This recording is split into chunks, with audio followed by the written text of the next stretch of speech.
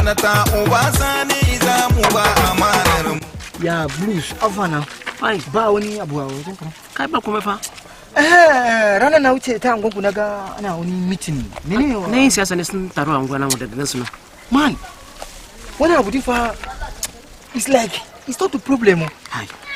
Ta za a ce we Christian in Kaduna State ba mu da wani amfani kenan ko kuma dai menene a ce last thing was the sunce Muslim sannan a ce kuma for this time around sai a continuation Muslim menene kina ana nufi haka abin da ya dade na bani mamaki fa maganar da na son fari maka kina yanzu da kana cikin wannan dinnan irin na iyar ga ya sama daga ganshi nan bari ka ce ni ana wa ra'ayi din idan har ana so a samu zaman lafiya like the way yanda ana so a Kaduna State ya kamata a ce at least idan governor Muslim ne at least vice ya kamata ya zama Christian gaskiya ne wannan magana ka gane idan an ce governor Christian ne vice ya zama Muslim kuma haka bane amma a ce Muslim yanzu mun okay yanzu an ce mun Christian ne Muslim sai su kenan ba a son su kenan ko yanzu sun yi tunanin yanda ake yi daidai ne kenan haka so for me kaga wannan election dina to na rinse maka in dai an ce for me in samu wanda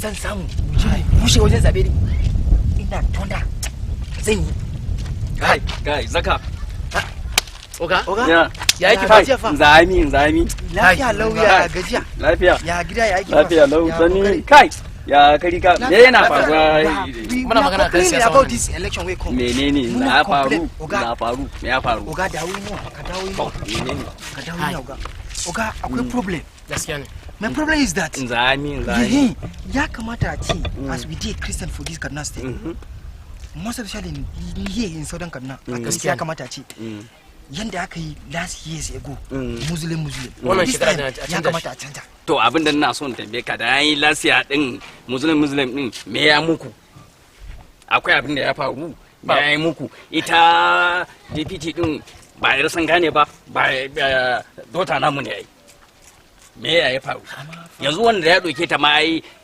shi ma ita ne da something an ga tayi kokari ba ta nuna tribalism an ya saki dokunta wancan time ne me ya faru ba wani abu da ya faru duk wannan suna rudan ku suna so su sa ku rigima ne kawai kowa ya samu abu yaran shi ne na kai family shi ne na kai ya tafi ku bar wannan maganar da kuna yin zance magana banza ne wannan magana sorry Honorable ya zo jiya yayi magana irin wannan ya ce kar mu je ina gida first ya zo magana kira na ya ce yanzu same shi a site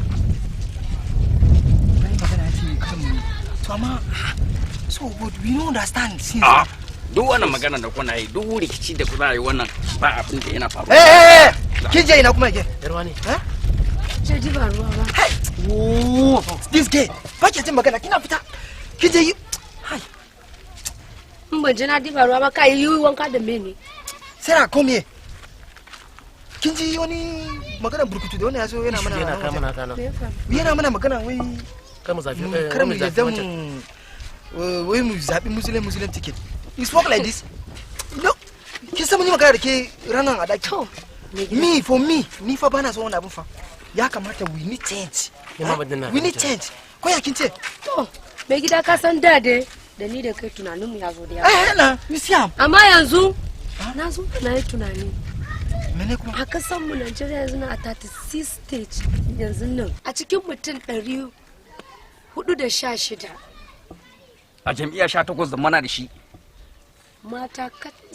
mata guda nawa ne guda shida kashi shida kacal sai ma adamawa mun so mu ba adamawa mun so an so a sa adamawa ma wata hajiya binani sun cire ta to ya za a yi ba za a taimaka ba nan ma wancan an ba mata wannan tenuwa mun gode ma Allah mai gaskiya a matsayina fa na mace ne fa ana wannan maganar fa gaskiya ne kina faɗa saboda mu ma ya kamata mu ringa samu ana dan nuna ana yi da mu amma ana nuna ba yi da mu za mu ji dadin mu ce za mu dinga samu wannan makaranta ma ka sa ta makaranta nan gaba ma sai ta yi komishina sai ka gani ma abin ya zo kaina sai da yohe billahi arziki in ce ku arziki a gidanku ya zama a dakin ku a dakin kuma a hannunka dan wa wani abu ne wannan magana wani abu yayi na ga maka Sarah, go fetch that water back. Take it bro. Take it bro na. Hey. Abu ya. Dan wa menene kana gani? Yanzu ni wa house. zan je gida kenan kawai. To yanzu wannan zabe din kana ganin no ina ga maka tun safe muna gaban akwatin zabe nan ina ga maka we do this election. To amma akwai katin zabe na kai nan. Normal yana nan yanzu ba zan je duba shi sashi gaban. Ka sha akwati ka koye shi. Alhaji gaskiya. Wannan magana ya mun dadi fa. Wane ne sunan shi? Ubasani. Na ga hoton shi a yanguwa namu ne. Da na son cire shi. Zan kawo maka amma zan so shi. Ina so Ubasani wannan. Ina son shi. Kai na gode. Normal kawai. Thank you sir. Mun gode. Ngwai. Muke muradi ba